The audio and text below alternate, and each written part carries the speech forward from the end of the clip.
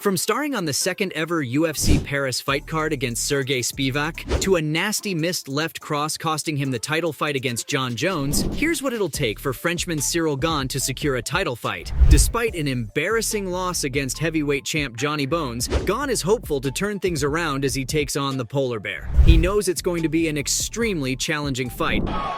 Undisputed UFC heavyweight title is on the line. Ciryl Gane out of the southpaw stance in blue, Jon Jones. And that's mainly because looks can be deceiving. While talking about his next opponent, Ciryl mentioned how Spivak is much more dangerous than he seems. On the surface, it looks like the Moldovan mixed martial artist is a one-dimensional fighter, but the Frenchman knows that's a lie. In fact, he even compared him to heavyweight prospect Tai Tuivasa, claiming the polar bear is a much deadlier fighter. For starters, he's a brilliant striker. Tuivasa's all over him. Oh, big trouble. Oh my God! His ability to land those heavy blows from tight angles is just mind-blowing. And then you also can't ignore the fact that Spivak is an elite-level wrestler, having enough expertise to dominate anyone on the ground. So yeah, it makes sense why Gane is on guard going into this matchup, cause ultimately, this isn't just a free fight for him, it's a shot at redemption. If he's able to capitalize at UFC Paris, he might just accelerate his chances for a shot at gold. Of course, he'll have to prove himself all over again and star in a fight or two before he gets his shot at the champion, but this fight is crucial since it sets the tone for what's ahead. It'll be super interesting though, considering how easy it was for Jones to throw Ciryl down on the canvas and choke him out in a jiffy to secure the heavyweight title. It's pretty clear he's not as confident going into this fight, and that makes sense because when you think about it, it was his second straight title fight loss. Life is probably super tough right now for the Frenchman. He got an opportunity to seize the UFC, the heavyweight title against the hard-hitting Francis Ngannou back at UFC 270, with the fight going the distance. Will end the fight in a relatively dominant position. Incredible. What a rally from Ngannou after a tough start.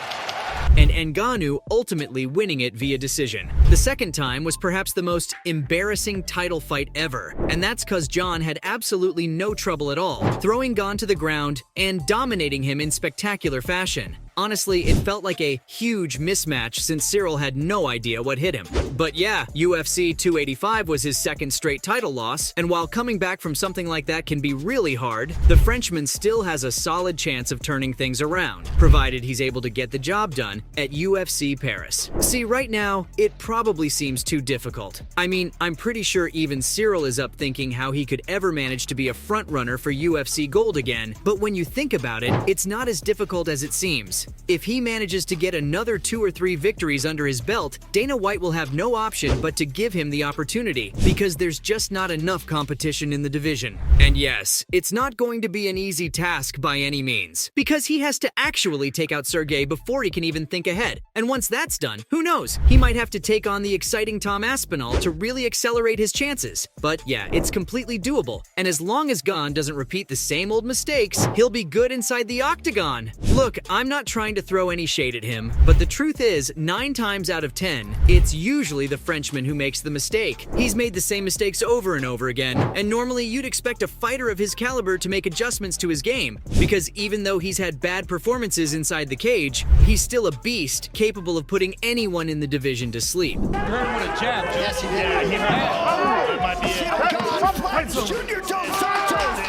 But yeah, it's the same problem every single time. And if Gane really wants to land another title shot, he'll have to be way more technical and add some depth to his game. Oh, and let's not forget, Spivak is extremely skilled on the ground, so I kinda already have an idea of how things might play out, because he's probably going to study the tapes and come in hot with the intention of dropping the Frenchman to the ground. But as long as Ciryl holds his grounds, uses his large arsenal of attacks, I think he has everything needed to outclass the Moldovan. Either way, it's going to be an entertaining fight for fans since both of them are so well-rounded. But since there can only be one, who should you have your money on? Well, to be fair, Sergey has been really dominant inside the cage recently, considering how he's on a 3-fight win streak right now, with victories over fighters like Greg Hardy, Augusto Sakai, Alexei Oleinik. So the momentum is on his side right now. But then again, the Frenchman brings a lot of experience to the cage, and that may just be the deciding factor. But mindset matters a lot, and I think Gane is definitely on the right track here. Just the fact that he's thinking about making his way to the top signals he means business. Because when you think about it, had it been any other fighter who lost 2 consecutive title fights, it'd be extremely hard coming back from something like that. I mean, just dealing with that pressure alone, that he's blown 2 chances to claim gold would be enough to crush his mindset. But credit to him, because his mind is in the right place, and going into his upcoming fight, it's going to benefit him a lot if he wants to win the title. He's made a lot of adjustments to his game, and the number 1 is working on controlling the distance. He revealed the exact reason that cost him the fight against Jones, and I'll get to that in a bit. But while talking about his last matchup, Ciryl shared how there are certain moments in the fight when he completely loses his discipline. He forgets the game plan, the strategy, and puts himself in some really awkward situations, giving his opponent a golden chance to get the victory. And I said this before as well, the number 1 culprit behind his embarrassing losses is Gane himself. So yeah, there's definitely a lot of maturity in him now, and honestly, I wouldn't expect anything less from him since he just fought 2 champions back to back. And since he's making these little adjustments, I think it's possible fight fans might see a different version of him inside the octagon as he cruises to a victory and revives his chances for a title shot. Also, if he wasn't a serious contender, would Tom Aspinall be calling him out? You can never count out someone like him. He's the best of the best. And even though he's coming back after a year of rest, fans and MMA analysts still consider him a future champion of the game. But even if he's already thinking about his future bout against the Frenchman, that obviously means Ciryl is good, right? He's a force in the division, and even the best fighters know they have to steer clear of him. Because if they end up opposite to him on one of his good days, they know it's going to be one of the most challenging fights of his career because he's just that good. And even though Tom is confident he'll repeat another Jon Jones' style victory against Gane, I would prefer sitting back and wait for how he performs at UFC Paris, because we're definitely going to be seeing a different fighter inside the cage. He's more driven now, more motivated, and because he has his eyes locked on the target, I honestly believe Ciryl will shock the fight world and issue a warning to every heavyweight out there who's counting him out. As for his next matchup, they're both evenly matched, but stylistically, I think Gane has a better chance of knocking Ciryl Gane out cold, since he has a relatively weaker defense.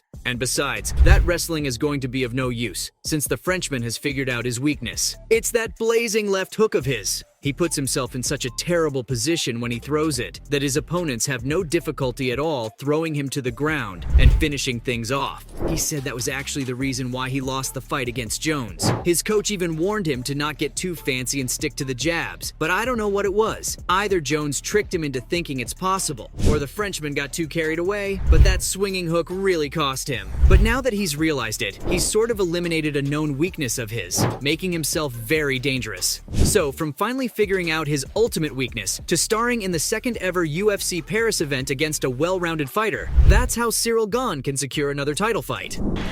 For the Frenchman, Montgomery!